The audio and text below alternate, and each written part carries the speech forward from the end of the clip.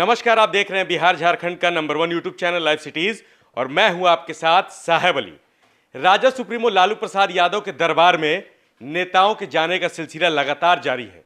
आज शनिवार का दिन था, लालू प्रसाद यादव से मुलाकात का दिन, और इस दौरान तारिक अनवर जो कि कटिहार से सांसद थे, बाद में उन्होंने सांसद के पद से इस्तीफा दे दिया जब उन्होंने एनसीपी छोड़ा था, तो कटिहार के बजाय अब तारिक अनवर को किशनगंज से चुनाव लड़ाने की जो बात सूत्रों के हवाले से निकल करके सामने आ रही है। अब कटिहार सीट पर या तो वीआईपी के मुकेश सहनी होंगे या फिर उनके छोटे भाई वहां से चुनाव लड़ेंगे, जैसे कि राजनीतिक सूत्र बता रहे हैं। लाइव सिटीज से बातचीत में भी मुकेश सहनी ने कहा था कि वो चुनाव नहीं लड़ेंगे, कैंपेन में जाएंगे और सबके लिए प्रचार करेंगे। इस बीच तारिक अनवर जो कि अब कांग्रेस के सीनियर लीडर हैं, उन्होंने लालू प्रसाद यादव से मुलाकात की है, हाल चाल जाना है, क्या कुछ कहा है मुलाकात के बाद मीडिया से बातचीत में, आप पहले वो सुनिए। की तबीयत बीमार चल रहे हैं, उन्हीं को देखने आए थे। उनका स्वास्थ्य कैसा है इसके बारे में जानकारी प्राप्त करने आए थे।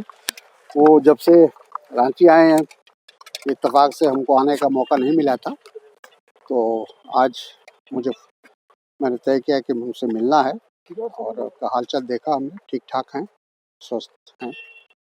कांग्रेसी नेता तारिक अनवर से मिलकर लालू जी को कैसा लगा सर? क्या था बॉडी लैंग्वेज उनका? कितनी खुशी हुई, पुराने घर लौट गए आप? ठीक है, अब हमारा उनका संबंध बहुत पुराना है और जाहिर है मिलकर खुशी हुई होगी और मुझे भी उनको देखकर प्रशंसा हुई। सर, बीजेपी का मामला बड़ा क्लियर है, वो उन्होंने अपनी चीजें बिल्कुल व्यवस्थित कर ली हैं, लेकिन चुनाव के करीब आते आते भी अभी तक गठबंधन की सीटों का बंटवारा कौन कहाँ लड़ेगा अभी तक क्लियर नहीं है सर। देखिए, हो जाएगा, अभी समय है।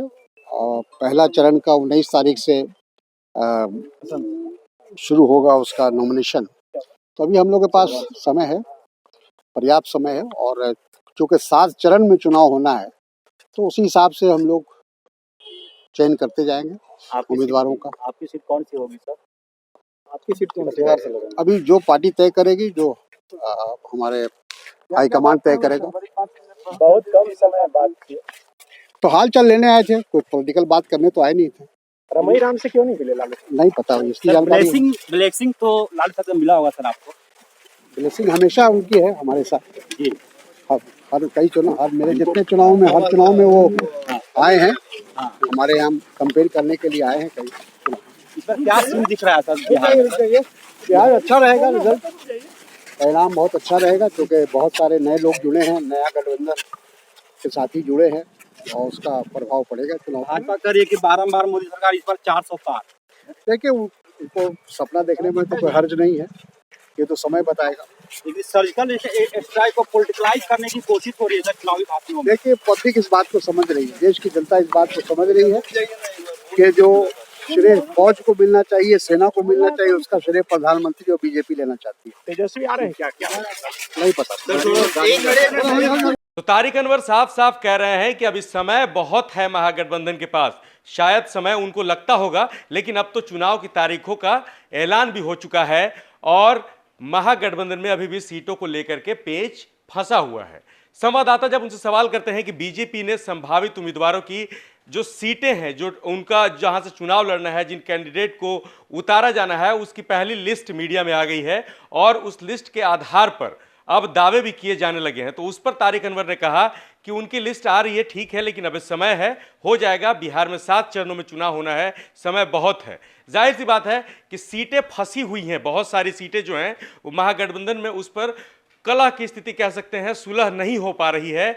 कटिहार, जाहिर सी बात है, जब 2014 के लोकसभा चुनाव में तारिक अनवर कटिहार जीते थे, तो दोबारा से वो वहीं से चुनाव लड़ना चाहते होंगे, लेकिन वहां पर बात नहीं बनी और उन्हें अब किशनगंज से चुनाव लड़ाने की बात चल रही है, ऐसे कंफर्म सूत्र जो कि महागठबंधन से हैं वो बता रहे हैं। अब देखना होगा कि तारिक अनवर ने लालू प्रसाद यादव से मुलाकात में, हालांकि वो मीडिया से सब कुछ नहीं बताएंगे मुलाकात में क्या कुछ हुआ है, मुलाकात में वो बस इतना ही कहते नजर आए कि हमने उनसे मुलाकात की है, उनसे देख करके मेरा जो पुराना उनसे रिश्ता है उनको देख करके वो अच्छा लगा, प्रसन्न हुआ और उनकी सेहत के बारे में जानकारी। लेकिन अंदर बैठक में जरूर राजनीतिक मुद्दों पर बातचीत हुई होगी, सीटों को लेकर के बातचीत हुई होगी। अब देखना होगा कि तारिक अनवर कहां से चुनाव लड़ते हैं, क्या किशनगंज से उनको चुनाव लड़ाया जाता है, ये सारी चीजें अभी कयासों के पीछे हैं। आप लाइव सीरीज साथ बने रहिए, हम आपको बिहार समेत देश दुनिया की तमाम खबरों से लगातार अपडेट रख रहे हैं और लोकसभा चुनाव 2019 कि सबसे बड़ी कवरेज आप तक पहुंचा रहे हैं सीधे ग्राउंड से।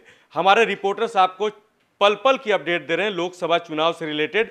आप बिहार से जुड़ी उन तमाम लोकसभा सीटों के कंफर्म विश्लेषण के लिए लाइव सिटीज के यूट्यूब चैनल को जरूर सब्सक्राइब करें। अगर अभी तक आपने नहीं किया है तो विस्तार से खबरों को पढ़ना है तो livecities.in पर जाएं। धन्यवाद।